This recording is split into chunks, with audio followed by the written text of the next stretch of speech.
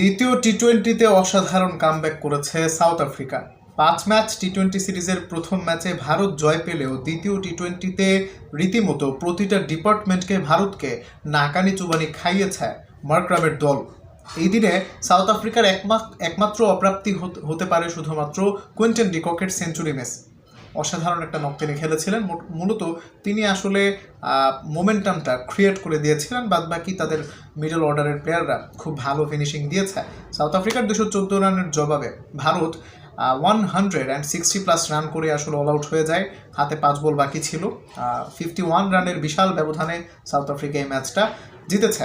এটাই আসলে হয় একটা স্পোর্টিং পিচে কিংবা অতিরিক্ত ব্যাটিং বান্ধব ব্যাটিং সহায়ক পিচে যখন খেলা হয়, আপনি পাওয়ার প্লেতে খারাপ করলে ম্যাচ আসলে জিততে পারবেন না। ঠিক আছে, টার্গেটটা যখন 200+ থাকে তখন আসলে আপনাকে পাওয়ার প্লের প্রপার ইউটিলাইজেশনটা করতেই হবে যদি আপনি ম্যাচে আসলে জয় পেতে চান। এনিওয়েজ, ইন্ডিয়া থেকে কোনো রকম ফাইট আমরা আসলে দেখিনি। তিলক বর্মা একটা ভালো রক খেলেছেন। Apart from that, Hardik Pandya 22 বলে বোধহয় 20 করেছেন আমি ভুল না করে থাকলে। ওইখানেই তারা মূলত ছিটকে গেছে। হার্দিক পান্ডিয়া থেকে একটা ঝোড়ো ইনিংস সবাই প্রত্যাশা করছিল। এনিওয়েজ, দেখা যাক সিরিজের বাদবাকি ম্যাচগুলোতে আসলে কারা ডমিনেশন দেখিয়ে সিরিজটা জিতে নিতে পারে। এনিওয়েজ, আপনি কি মনে করছেন এই ম্যাচে ভারতের কোথায় ল্যাকিংস ছিল? অবশ্যই কমেন্ট করবেন।